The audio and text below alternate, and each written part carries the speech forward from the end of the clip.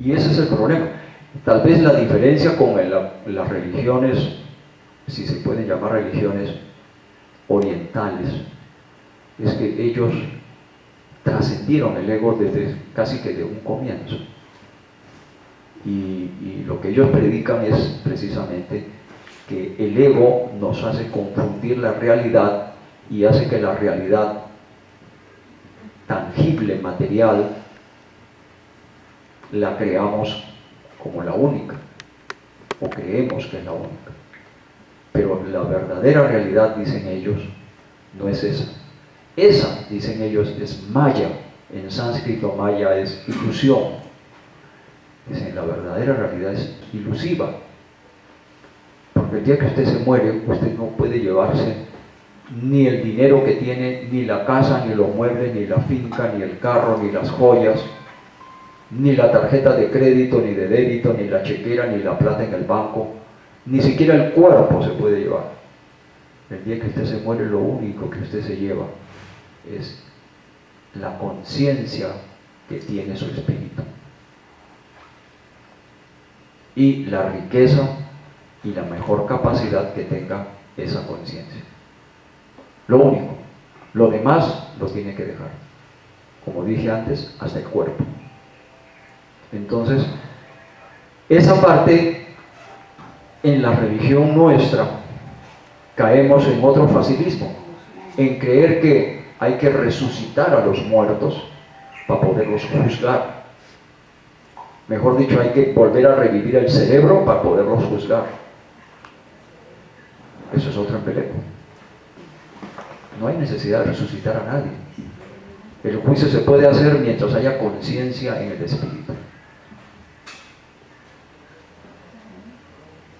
Y además todos sabemos que ya cuando el cerebro está vuelto polvo y es reabsorbido molecularmente como abono para cualquier planta, y la planta como alimento a cualquier vaca, y la vaca como alimento a cualquier otro hombre, muy difícil resucitar a los muertos. Pero bueno, esto es más o menos para que podamos entender. Yo lo que quiero con todo esto es llegar a la fuente misma del concepto de lo que es la mente, lo que es el ego, que es el productor de las emociones principalmente, que muchas veces las emociones dominan nuestra conducta porque jerárquicamente están por encima de los conocimientos. Y finalmente, para entender que la personalidad es el vestido del ego, es la manifestación del ego. Bueno, muy bien. Entonces, la idea en general es que las emociones son principalmente producidas por el ego. ¿Ok? Muy bien. Goleman dice que para cada emoción se requiere un estímulo sensorial o un recuerdo como estímulo. Y resulta entonces una conformación personalizada de la emoción. Esta conformación personalizada la hace cada quien, de manera que ante un estímulo reaccionan diferente ante el mismo estímulo dos personas. Cada quien lo hace personalizadamente. Hay uno que se asusta más que el otro, o hay uno que llora y el otro grita, o simplemente el otro se queda quieto y sereno porque no le parece de mayor importancia. O sea, depende de la persona y de la personalidad que refleja el ego de cada quien, la manera como la emoción se produzca ante el mismo estímulo. ¿Ok? Voy a introducir dos términos que están en pantalla. Uno en letras verdes se llama CNS y el otro en la siguiente línea que se llama EBC.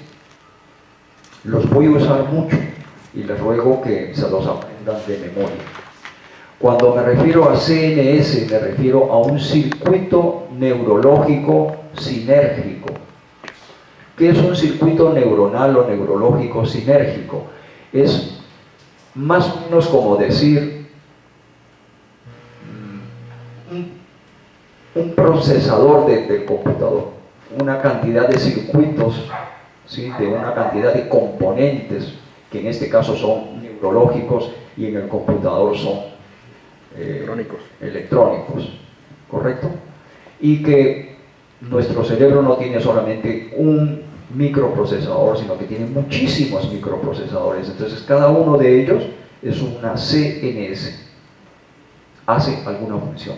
Pues el procesador tiene, el computador tiene otro, además del procesador grande, principal, tiene por ejemplo la tarjeta de video, la tarjeta de audio, ¿cierto? Entonces esas son también procesadores.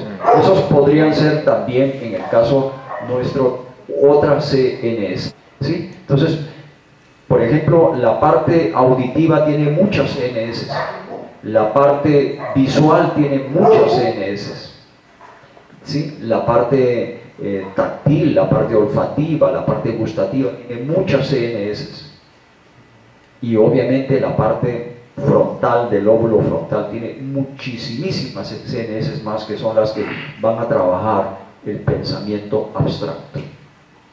Y hay otras partes que tienen que ver con la neurolingüística, auditiva o hablada o visual.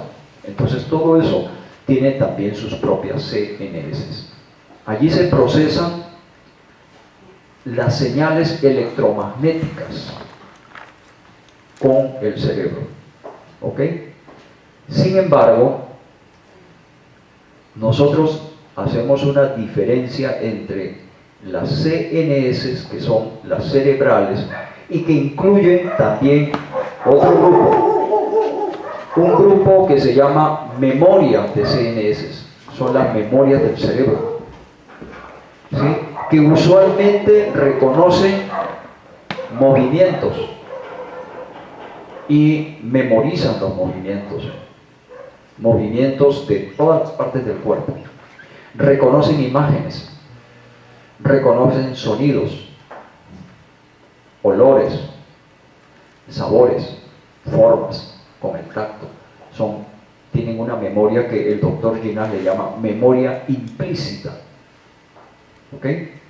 Y dentro de ellas está también el reconocimiento más especializado, sobre todo propio del ser humano, que son las memorias neurolingüísticas.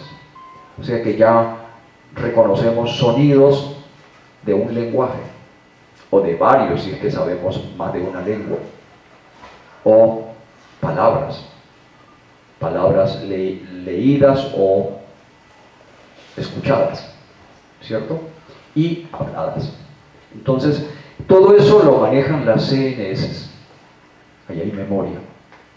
Pero nosotros, que ya nos salimos del paradigma de mi amigo el médico neurólogo de Imbanaco, nosotros decimos, ese gran efector al cual se refiere el doctor Ginás, ese es nada más y nada menos que el espíritu, y tiene estructuras hechas por unas partículas que vibran más rápido que la luz, y con eso nos vamos por el lado de Einstein. Esa parte del gran efector de Ginás, que para nosotros es el espíritu, contiene EBCs, que son estructuras básicas de conciencia, pero son unas estructuras no físicas, porque de acuerdo con Einstein no hay nada vibratoriamente material o físico que pueda vibrar más rápido que la luz. Entonces ya nosotros decimos, porque él mismo lo propuso, él dijo, las comunicaciones entre una partícula y su partícula simétrica o antipartícula son más rápidas que la luz. Él estaba implicando, primero, que ya había una comunicación. Segundo, que esa comunicación ya no era física, porque si es más rápido que la luz no puede ser física. Y tercero, estaba implicando, pero no lo supo decir muy bien, estaba implicando que había una mente productora de esa información comunicante. Porque no puede haber comunicación sin información, y no puede haber información sin mente que la produzca. Pero él no hizo, parece, ese ejercicio, y le llamó efecto fantasmal a distancia.